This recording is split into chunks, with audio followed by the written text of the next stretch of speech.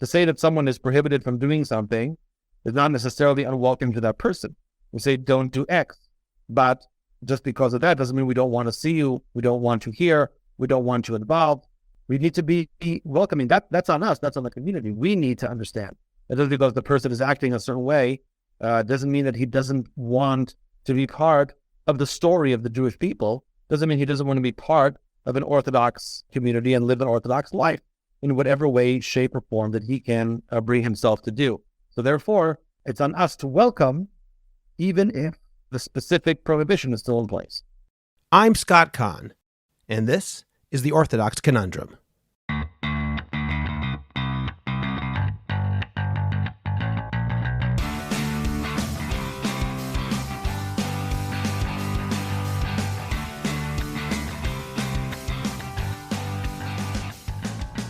This is the Orthodox Conundrum on JewishCoffeehouse.com. I'm Scott Kahn. One of the most difficult issues confronting the Orthodox world today is the question of how to welcome people who identify as LGBTQ+, while simultaneously affirming the biblical injunction that forbids sex between two men and the Rabbinic prohibition that forbids sex between two women. This initial question, of course, opens up a host of additional challenges, including how do we explain a mitzvah that appears to many people to be immoral? Can we be welcoming to gay couples without undermining the Torah value that encourages the building of a family with both a mother and a father? Does Torah thought and law accept the idea of defining people based on their sexual preference? Can a gay couple adopt according to Jewish law? Should Jewish law make room for some form of gay marriage? Does it make sense for religious Jews to support pride parades? If we are going to be welcoming, does this include allowing men who identify as gay to lead the synagogue services?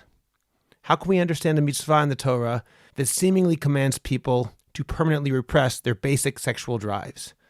On this episode of the Orthodox Conundrum, I had the opportunity to ask these and other questions to Rav Yoni Rosensweig. Rav Yoni, who was a guest on this podcast in August 2021 in episode 76, has a voice that carries tremendous religious weight as he demonstrates deep, unapologetic, and uncompromising commitment to Torah and Jewish law, and concurrently displays real compassion and understanding of the challenges that many people face. Rav Yoni represents heroic honesty and sensitivity, and I was honored to speak with him forthrightly about this difficult but crucial subject. Before we begin the conversation, let me remind you to share this podcast, rate the Orthodox Conundrum, and write a review on Apple Podcasts, and let us know what you think on the Orthodox Conundrum discussion group on Facebook. Check out JewishCoffeehouse.com for the Orthodox Conundrum and other great podcasts, and remember to subscribe to them on your favorite podcast provider. I'm also excited to let you know that this episode will be available on YouTube as well, so go to the Orthodox Conundrum page there to watch our conversation. Thanks to all of our Patreon subscribers who have access to bonus Jewish Coffee House podcasts, merch, and more. You should join our Patreon team too. The link is in the description of this podcast. Finally, podcasting gets more popular every day, and that means that there are two important pieces of information you need to have. First, if you don't have a podcast, you're missing out on the best new way of reaching hundreds and thousands of engaged listeners. And second, if you want to have a podcast, you need to make sure that it's well produced so that you can be noticed among all the other podcasting options out there. So if you have opinions that you want to share with a large group of people, or a growing business that's looking for a great new marketing tool, or an organization that wants to reach hundreds or thousands of captivated listeners, you should have a podcast, and one that is of the highest quality, and we can help you make that happen. Contact me at scott@jewishcoffeehouse.com or go to jchpodcasts.com to learn how we can help you make a high-quality, entertaining, and above all, effective podcast. Rav Yoni Rosensweig is rabbi of the Netzach Menashe community in Beit Shemesh and founder of Maglei Nefesh Center for Halacha, Community, and Mental Health. Rav Yoni Rosensweig, thank you very much for joining me today on the Orthodox Conundrum podcast. Thank you for having me. I'm going to open up, Rav Yoni, with sort of a broad question, and then we'll talk about details afterwards. The opening broad question is a big one. How do we balance the practical reality of welcoming people who identify as LGBTQ with the practical halachic reality that homosexual sex is unquestionably forbidden? Before I answer the question, I just want to say one quick thing, which is I'm sure a lot of people will be listening to this podcast. It's a difficult topic. People have very, polar opinions about this as well.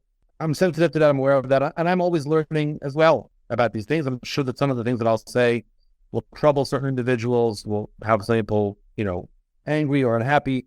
I just want to say that I'm always open to discussion, meaning my opinions are not the end of everything that I think about this topic. And, if people want to change my mind, if they want to discuss, I'm always open to that. So if someone's annoyed or angry, instead of fuming at your computer or your phone, you're more than welcome to reach out, and discuss. With regards to your specific question, I think that we need to separate between two different things. Okay. And one is the actions that the person specifically is prohibited from doing. And on the other hand, the response of the community to that individual. So when we talk about preserving the dignity of the individual, or we talk about welcoming the individual within our community, that should not have anything to do with our discussion of the prohibition that the Torah puts forth. So if there is a prohibition on the individual, I personally, and I realize that some people may disagree, I personally don't think that that is unwelcoming. To say that someone is prohibited from doing something is not necessarily unwelcome to that person. We say, don't do X, but just because of that doesn't mean we don't want to see you, we don't want to hear, we don't want you involved. We need to be welcoming. That's on us, that's on the community. We need to understand that just because the person is acting a certain way doesn't mean that he doesn't want to be part of the story of the Jewish people, doesn't mean he doesn't want to be part of an Orthodox community and live an Orthodox life in whatever way, shape, or form that he can bring himself to do. So therefore, it's on us to welcome, even if the specific prohibition is still in place. Okay, let me ask you what you mean by welcoming. What I mean by that is, where is exactly that line drawn? I don't know if there is an exact answer, but at what point do we say, for example, that we can welcome everyone but don't condone behavior, and then having welcomed them, this part two, I suppose, of the same question, you can be a full member of our shul, you can daven for the Amud, you can get an aliyah, there is no difference between you and any other congregant. Do we say that, or is there a line that's drawn somewhere before that? Right. That's a great question. And what I learned from my Rosh Yeshiva, Zatzal Rabinovich, was that such questions really need to be answered on the ground, by the individual community and by the individual situation. But I'll say this on a general level.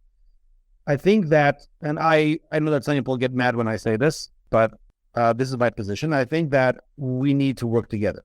Meaning, I think that it can't just be the community that is welcoming.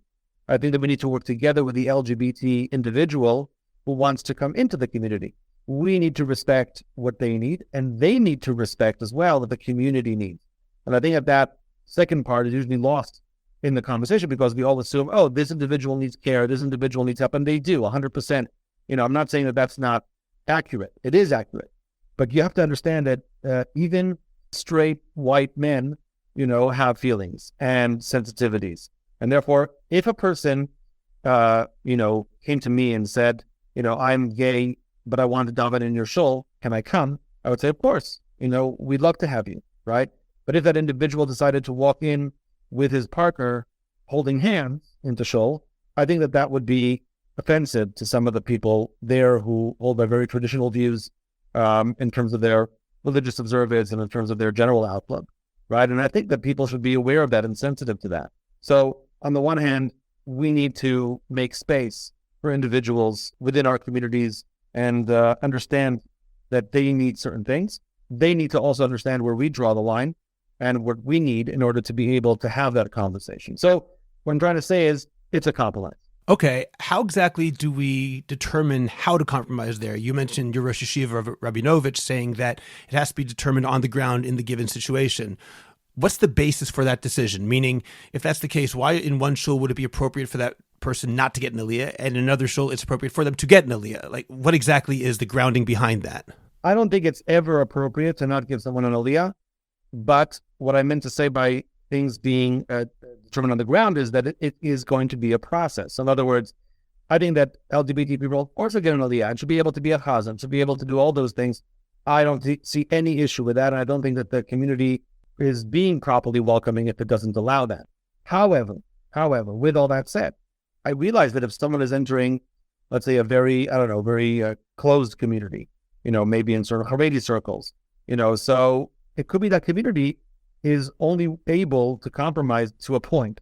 So they will need to go through a process in order to get to a point where they're able to, have that person have an aliyah or be a chazan, et cetera, et cetera. Meaning, I don't think that there's any problem with that person doing those things. I think that they should be able to do those things. And I think, once again, if a community is truly trying to be welcoming, they need to allow that. But it's going to be a process for all communities to get to that point. And that's why I said it needs to be determined on the ground what the community is willing to allow at that point. And that's where patience from the LGBT individual needs to come in, where they need to play the long game. So they need to come in and say, all right, I understand that you're not ready for this and this and that. Okay, let's start small. Let's start with this, that, eventually we'll get to other things. I want to ask about that phrase itself, the LGBT individual, because there are many Orthodox Jews who really do want to express compassion and be compassionate. And at the same time, they're also troubled by the act of defining someone's identity based on sexual preference. Calling people who identify as LGBTQ in that manner is sort of defining them as a community, perhaps saying that is what you are, as opposed to saying that's something that you do. And I've heard some people say that really is anathema to Torah thought, where we don't define people in a way like that. We don't define people based on one thing, that one aspect of their life in that general way, particularly when the thing that we're defining them as is something which is associated with a prohibition. What's your feeling about that? There are a few different points here that I need to make. So first of all, maybe this is a good point in the conversation to clarify that I realize that there are many letters that can be added to LGBT, whether it's Q and I and plus and et cetera, et cetera. I'm just trying to streamline the conversation, which is why I'm not going into all that. So I hope that no one takes offense, specifically about which letters I'm using, which ones I'm not. Right. So I'm just putting that out. It's not a statement. Okay. Yeah, 100%. So that's number one. Number two, I think that most LGBT individuals would agree with you. In other words, would agree with what you're saying. I don't think that I think they see themselves as being merely or completely defined by their sexual preference. I think they also see, that they have other worlds, obviously, that they connect with, that are important to them. But the problem is that I think a lot of times the world is defining them in such ways, or the world is troubled by what their sexual preference is. Meaning, in a sense, one might say it's our failing as a society that we care so much what the person is doing in the bedroom and who they prefer to be with or not to be with. Now, it's true that the Torah does also busy itself with that, but the Torah, generally legislates, that for the individual so that he should know what not to do and what he has to do. But it's not necessarily saying that society should start prying into every single individual's life. So yes, I actually agree with the comment in general that I think talking about LGBT individuals as such and labeling them as such is probably on some level like a misnomer. It's not really true that that's how, and anymore that I should be defined as a straight man. I don't think that really defines who I am and what I'm sensitive to.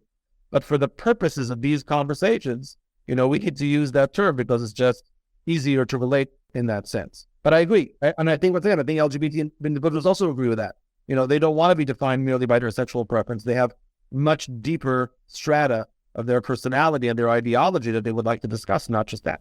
Then let me ask you about something which has been in the news recently only because of political developments in Israel. What's your feeling about something like a pride parade, where on some level someone would say being part of that is defining yourself in a very specific way?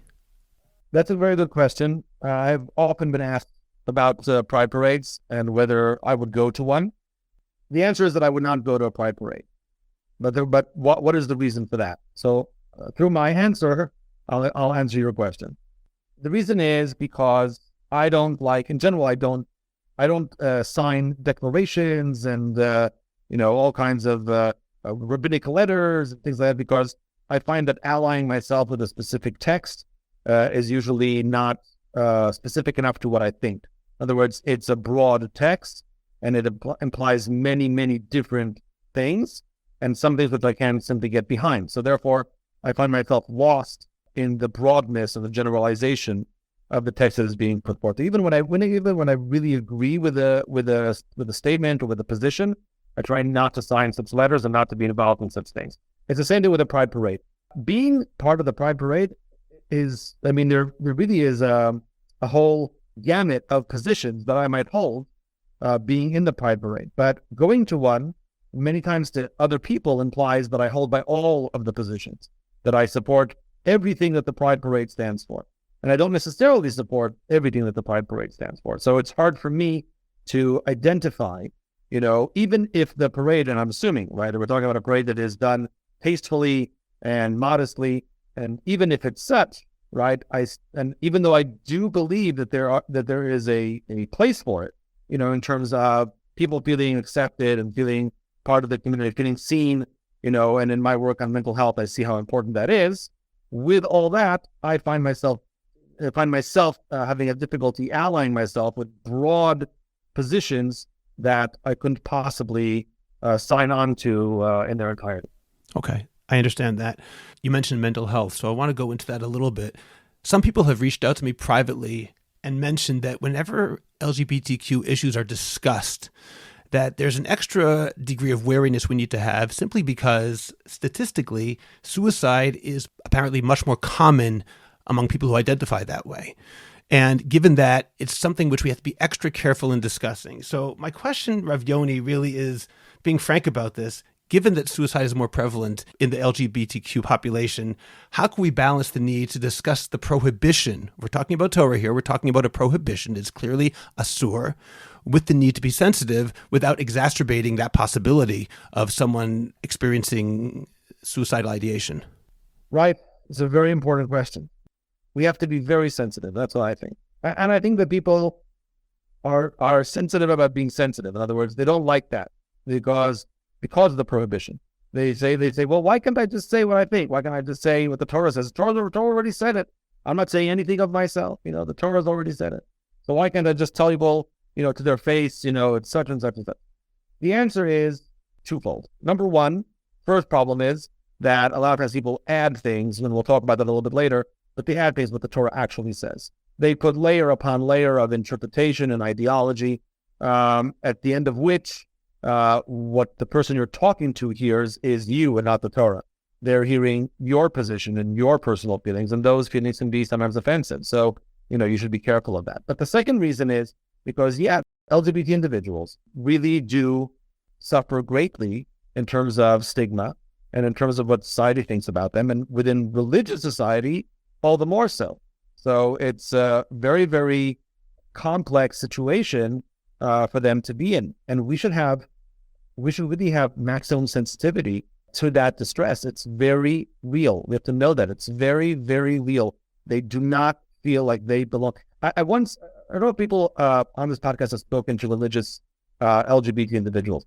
When you do speak to them, you realize that they don't feel, many of them don't feel like they belong in either world. Meaning, not only do they feel like they don't belong in the religious world because of certain positions or outlooks that people have, also what's called the LGBT community, I don't really like using that term, but the LGBT community doesn't accept them because many times they hold more conservative views than other individuals within that community. So they don't feel like they belong anywhere. And a person without a home, a person without a structure, without stability, without an anchor, that's horrible. That's terrible. It's something that we need to really think about as a community, what we are looking to achieve, right, with regards to such individuals. So yes, the bottom line is, when you're talking to an LGBT individual, even if they're not religious, but kal v'chomer, I think how much more so if they are trying to be religious, right? You have to understand that they do not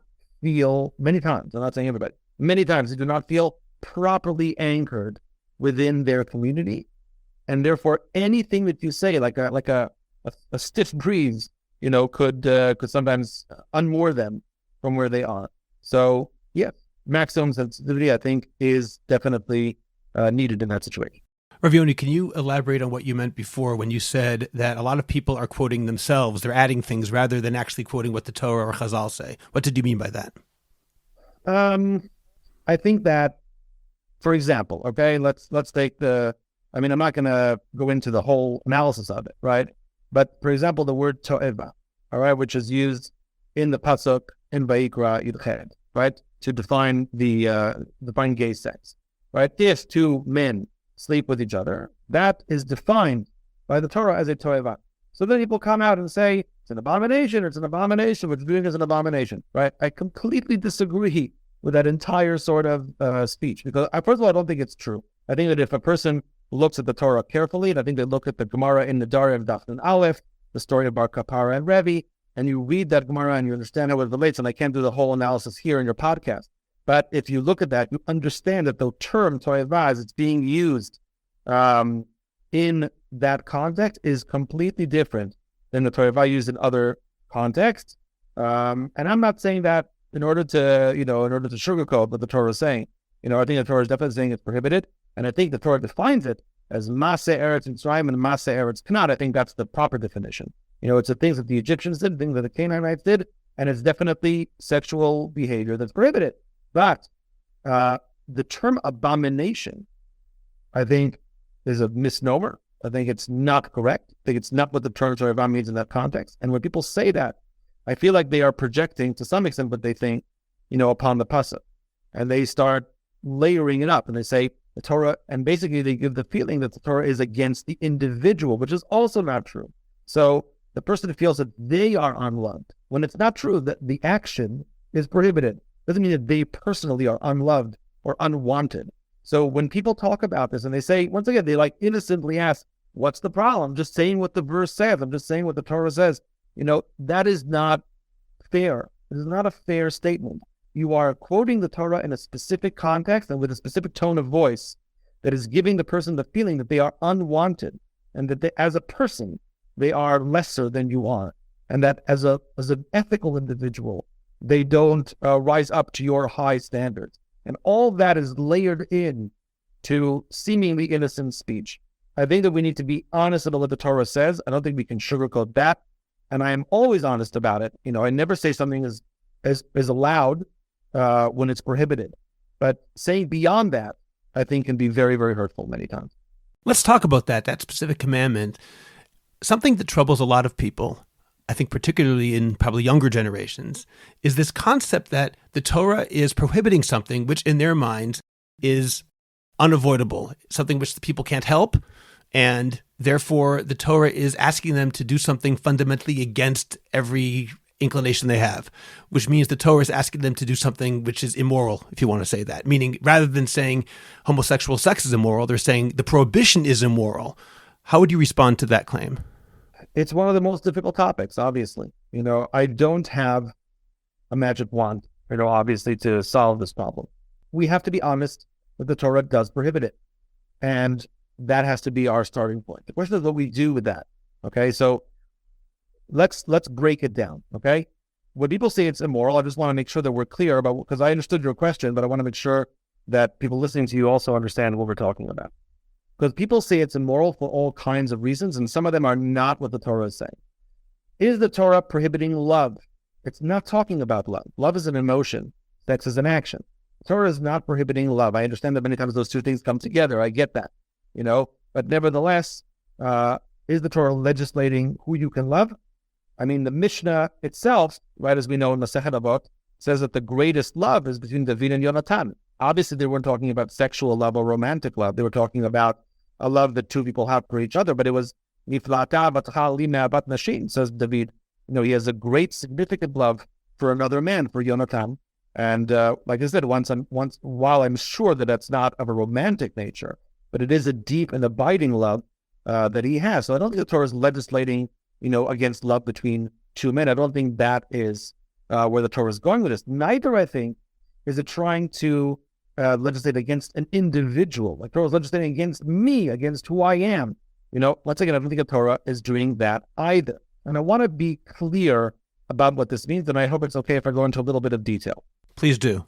There's a famous Rambam in Moreh Nevuchim, in the Valley of the Plex, Chela Gimel, Perek Lamed Daled, very famous Rambam. The Rambam says something that when I was in Shir Bed in Yeshiva, I found shocking. And then I ran over to the rabbi and he explained it to me. But it was like, I couldn't, it was the first time I ever read anything like this. The Rambam writes there that the Torah is not good to everybody. He says sometimes the Torah is bad to people. He says the Rambam says not always, not usually, but it does happen. So I was shocked by this. Can the Torah possibly legislate something that isn't good for other people? But the explanation is such, okay, that the Torah doesn't always say something that is immoral, but it has applications which are immoral. So let's take, for example, giving a get as a good example of that. If the Torah says that the man has to give the get to the woman, I don't think, and I know that some listeners might disagree, I don't think there's anything immoral about that. In other words, it has immoral applications.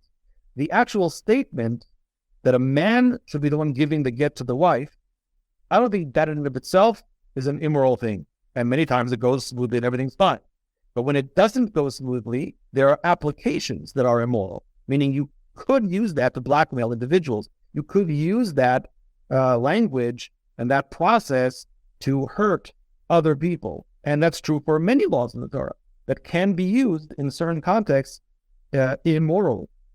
I don't think that the Torah, when it prohibited gay sex, meant to hurt anybody. It meant to make a statement about the permissibility of sexual actions which were wasteful in the sense that they're not procreative. They don't lead to procreation.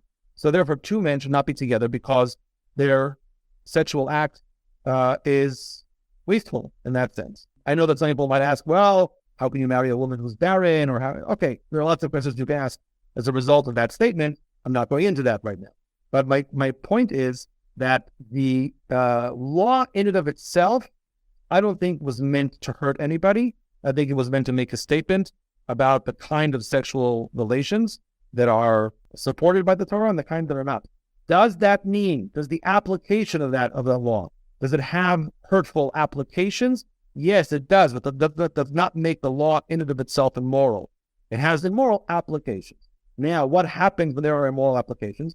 Just as when a woman cannot receive a get, then I believe that rabbis should be up in arms and act very decisively and quickly to make sure that the laws of the Torah cannot be used to blackmail or hurt someone. In the same way, I think that with regards to LGBT individuals, while we cannot simply get rid of the prohibition, that does not mean that we should not be there for the individual and try to make their life as easy and as good as possible within the framework that has been given. Okay, thank you for that answer, Rav Yoni. Tali Rosenbaum and I on the Intimate Judaism podcast once hosted Rabbi Benny Lau, and he suggested, I don't want to quote him exactly because I don't want to misstate what he said, but effectively he said there is room in halakha, in Jewish law, to allow for some sort of commitment ceremony. I'll call it marriage, even though that may not be the term he used. Not classic kiddushin. He said that's obviously impossible according to Jewish law, but some sort of ceremony to allow and to acknowledge the love between two men or two women. And again, I don't want to put words in his mouth, but I understood it as almost maybe parallel to the fact that we don't ask if a heterosexual couple that's married, if the wife goes to the mikvah and is keeping the laws of Taharat HaMishpacha. We don't ask that. We just assume that they're doing what they're supposed to be doing, or we don't care, or whatever. And he said the same thing could be true here. Once they go into their bedroom, that's their decision. What they do is their own decision. We don't have to assume anything. We don't have to assume they're doing a Torah prohibition.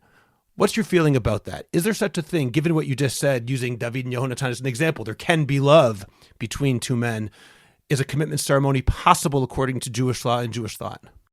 Another difficult question, but I will, if it's okay, I'll give a little background and then I'll answer the question.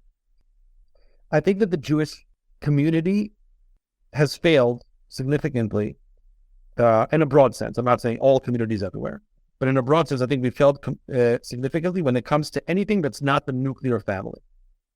And to be clear, I'm very supportive of the nuclear family. I think that it's a holy structure. In other words, I think that the idea of a man and a woman and children, I think that is the nucleus of what Jewish living is about, for sure. And I find it critical to the existence of the Jewish people, maybe people in general, not just the Jewish people, that those families continue to be and that they are the nuclear family. But with all that said, and it's not just about LGBT individuals. If a person is not a child up to the age of 25, after that, more or less, right? If afterwards he's not married, they don't find their place within the Jewish community. Many bachelors, who are, getting older, they don't know what to do with themselves. They don't feel part of what's going on, right? The notices in shul, the activities that the community does as a community are many times family-focused and family-oriented. So what are we supposed to do with that? Single mothers, right? Divorced parents, things like that, right? They many times can't find themselves within the Jewish community. It's not just about LGBT individuals. In general, we are not good with caring for people and providing structure for people who don't fit into that classic mold. And that's a problem that we have to deal with. And I've heard that many, many times from all kinds of people. So the LGBT question here is, I think, part of that. It's not its own question. In other words, let me put it differently. What are we offering people who are LGBTs? What are we offering them within the Jewish community? What kind of care and what kind of solutions? Meaning we say to them, oh yeah, we really are welcome. We want you to be here. Want you to be here in what way? In what way do you mean that? In what way can I live a fulfilling life as an Orthodox LGBT person? How will that be, right? Am I able to create a relationship with another man? Am I able to do something with that person? Am I able to live together even if we never touch? What can we do in order to live a fulfilling life? People sometimes ask me questions about gay sex, like we've already discussed, about the pasuk in the Torah, etc. I got to tell you the truth, Rabbi. I don't think that that's the main issue. I don't think that that's, I'm sure that it troubles people, don't get me wrong, but I don't think that that's the main issue that we need to deal with. The isolation, the loneliness that LGBT individuals have to go through if we tell them that they have to be celibate their entire lives, that to me is a much greater problem and a much greater contributor to the suicide rates that you mentioned before than the question of whether they can specifically have gay sex in the way that the Torah prohibited, yes or no. And I also don't think that if I said yes to gay sex, that would solve the suicide rate. I think that the suicide rates would remain the same if I allowed gay sex. I don't think that they would change so long as the attitude of the community doesn't change. What they need is something within the community, a structure. And therefore, I come back to your question about Rabbi Lau. So he was talking about basically creating a structure for an LGBT individual to somehow start anchoring themselves within the community, of creating a relationship with another man, maybe living together, maybe all those things. That's a very difficult question. I'm not totally opposed to that. We have to think about how to make that happen in a way that makes sense, that it does not violate Torah law, that that the Jewish community can possibly accept.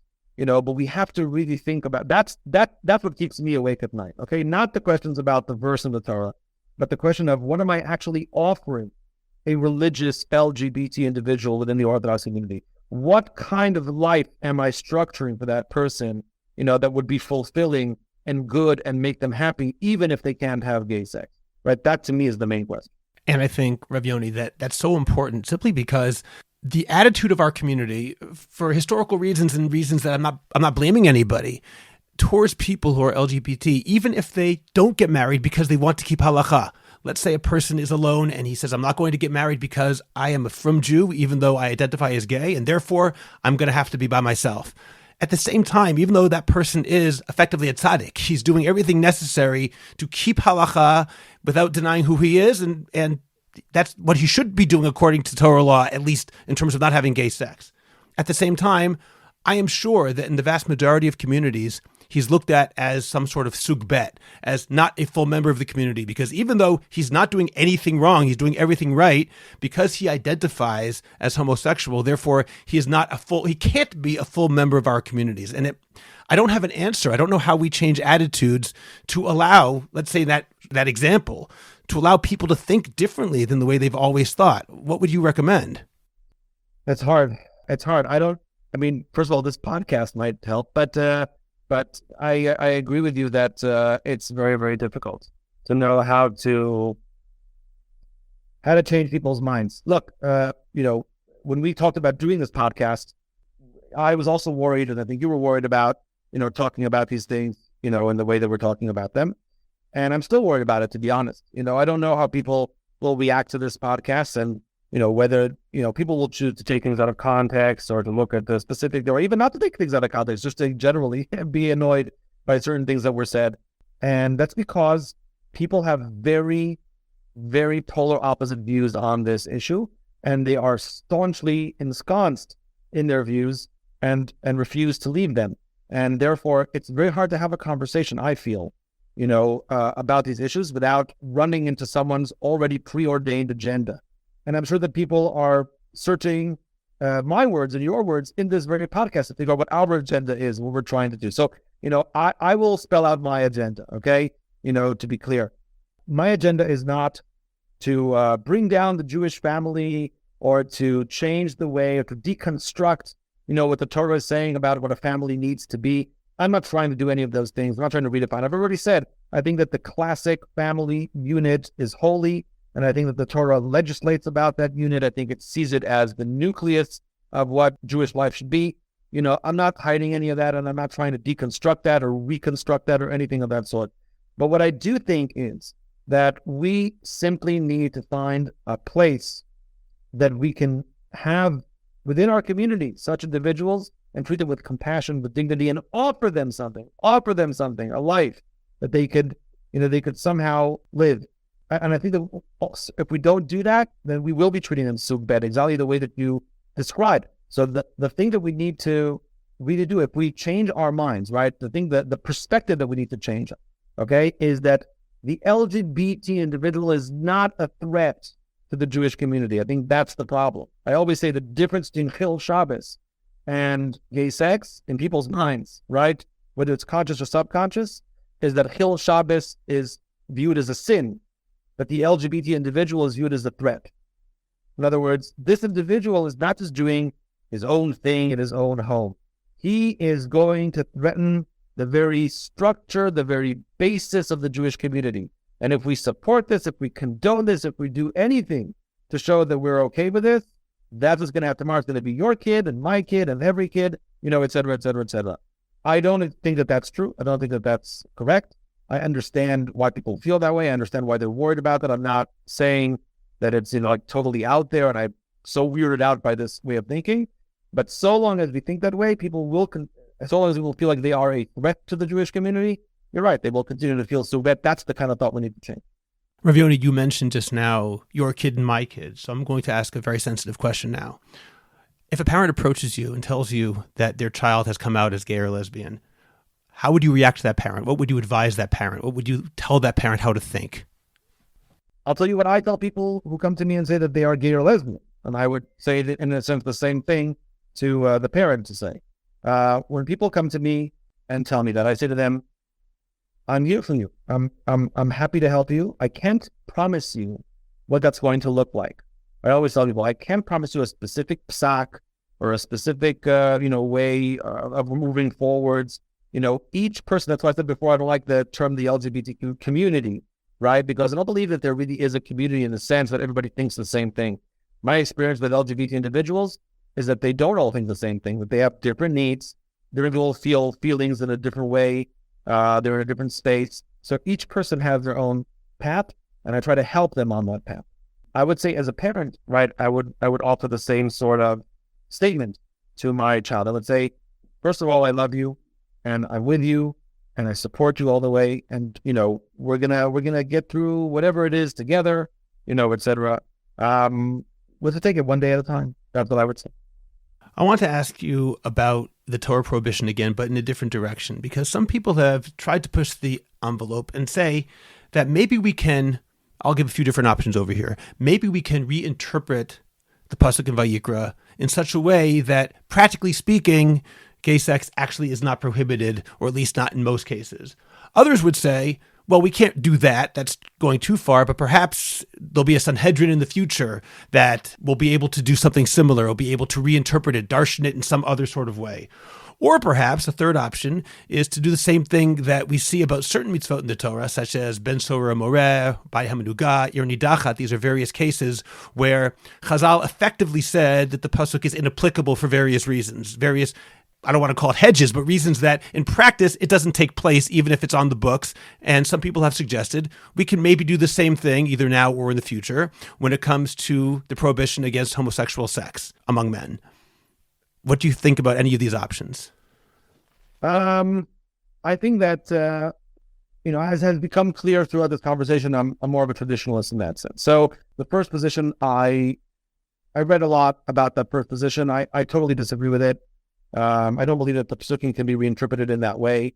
I think that it flies against, the precedent of really hundreds and hundreds of years of Halachic precedent that didn't interpret things in that way. And I don't think we could just invent the wheel, in that sense. So I don't believe that you can really say that. in the way that some people do. The second position regarding a Sanhedrin, I mean, that's a very interesting question. Obviously, according to the Rambam, that would be an impossibility. The Rambam, in his certain principles of faith, clearly outlines that no one can disagree with the Torah or change a pasuk in the Torah.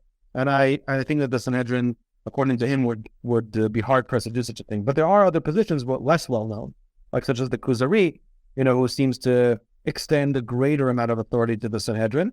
And possibly, according to other philosophical positions, it would be possible to do such a thing. Obviously, it's a Hilchat al Shich. I'll have to wait till that actually happens to see what would be, if it could be.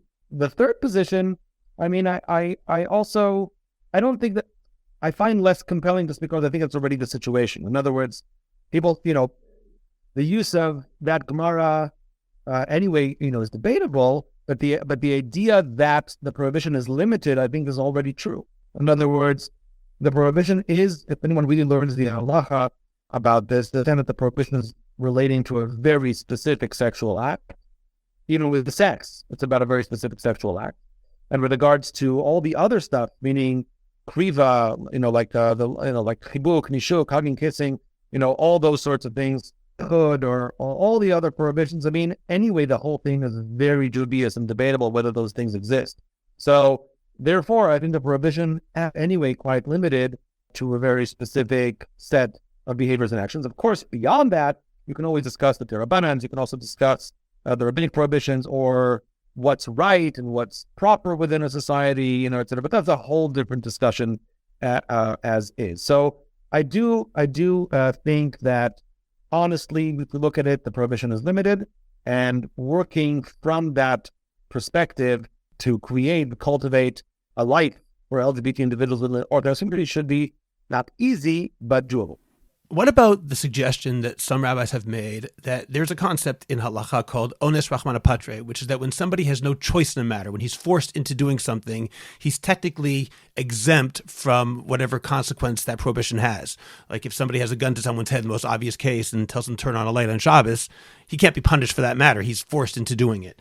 I've heard some people say that people who are gay have no choice, and therefore the idea of ones rachmana patre applies to them.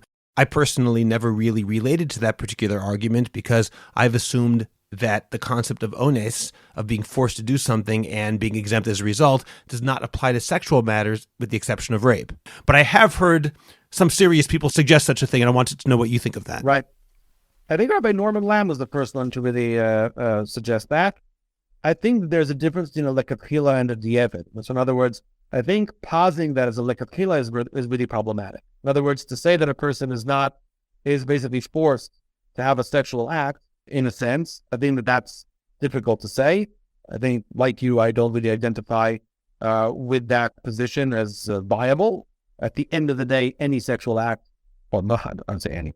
People are raped, but any sexual act that is consensual cannot be viewed as honest. And therefore, I wouldn't say that lekatchila, because they can say, well, I can do this because it's an onus. That implies, thought on the part of the person and a consideration of the topic.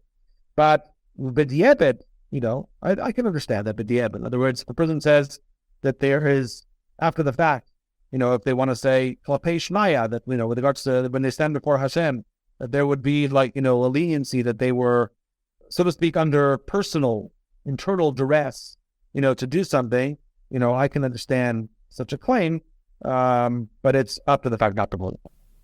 Okay, let me ask another difficult question. What's your feelings about a gay couple adopting a baby? Do you have any thoughts about that from halachic or any other perspective? Yeah, let's talk about it again.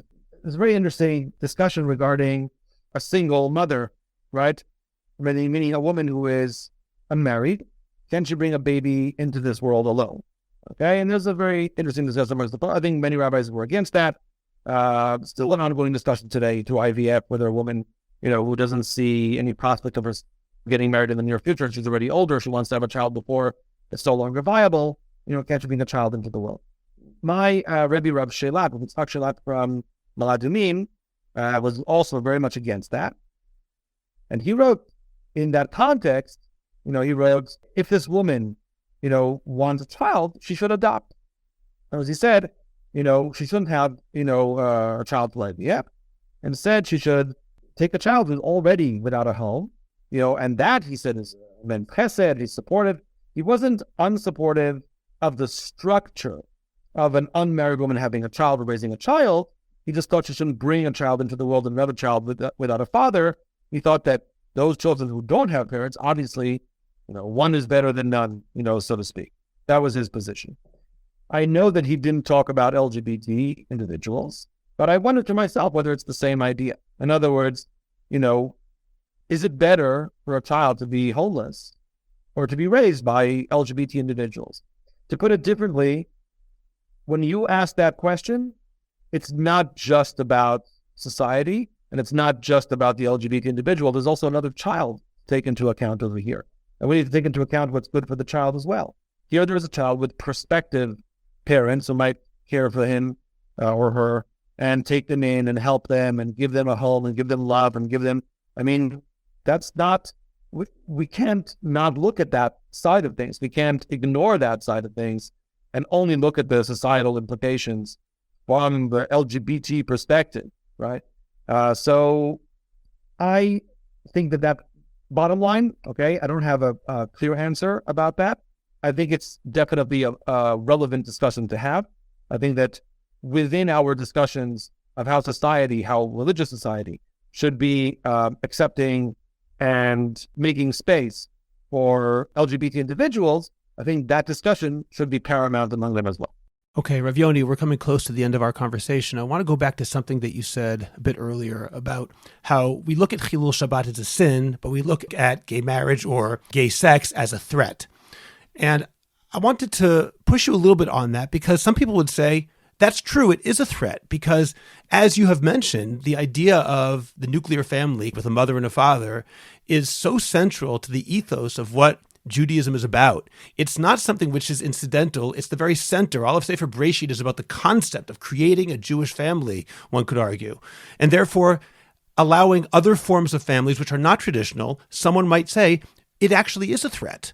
And we shouldn't downplay that threat, even if we're not going to condemn the individuals. But as a societal matter, we have to look at it seriously because how can we downplay that value of the traditional family? And inevitably, this argument would say, inevitably, by allowing other forms of relationship to be sanctioned in the Orthodox community, we're going to downplay that traditional family.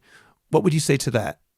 It's hard for me to respond to that because I agree with a lot of it. In other words, I don't disagree with a lot of that statement. Sefer Bereshit, as you say, many laws in the Torah do revolve around the family, and I am first in line with a lot of people to try and defend that and protect that. And by the way, it also is part of a general fear that we'll have because of rising divorce rates, because of single parents, because of many bachelors that are not getting. There's all those things, right? They work together. And the LGBT stuff on top of that, people start worrying that we're losing control of everything and that it's all being deconstructed and this and that. I share those concerns. I'm not saying they're not real. What I do say to them though is that I believe in two things. Okay, the impetus. I'll say that there's a way to do things and there's an impetus. So the impetus for me to push back against that is the suffering of the individual. I understand what they're saying. I think that we need to address the suffering of the individual. Now, to some people, addressing the suffering of the individual means to work against the system or to overhaul the system. I'm not claiming that, and I've never have claimed that. I don't think a systemic solution is the way to go. But I do believe that, as poskim have done throughout the generations, even when something is societally problematic, we need to find a way to address the problem of the individual. I always bring the example of the Chalkat Yaakov and the guy who wants to walk into shul with a seeing eye dog, the blind person. So Rav Moshe Feinstein famously said it's fine, but the Chalkat Yaakov did not agree that it was fine. He thought it wasn't okay because he thought it would send the wrong message. So societally, he was against it. Does that mean that he just wrote a tshuva and said, no, you can't go into shul and I don't care what happens to you anymore? No, he didn't say that. He, in the tshuva, tries to offer different avenues of how the person could get to shul and what we can do for him, or even if he doesn't get to shul, what his perspective should be on that. meaning support for the individual, despite the fact that he wants to do a practice that you find societally detrimental, is not wrong. And it shouldn't come at the expense of that support. That's the impetus. Now, the way to do it is, of course, the real problem, because people say, okay, you want to be supportive, you want to be sensitive, fine, but it will ruin us. So I say, look, we need to sophisticate the way we think about these things. We need to strengthen the Jewish family 100%.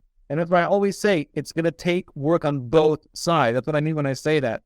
LGBT individuals need to, in a sense, I'm sorry to say it this way, they need to learn to not be offended when people say that the Jewish family matters, and that the nuclear Jewish family of a father and a mother and children is important to us and is still central to our. That is not an offensive statement in and of itself, and it shouldn't be considered offensive. And if people want to live Orthodox lives as LGBT individuals, they first need to accept that fact.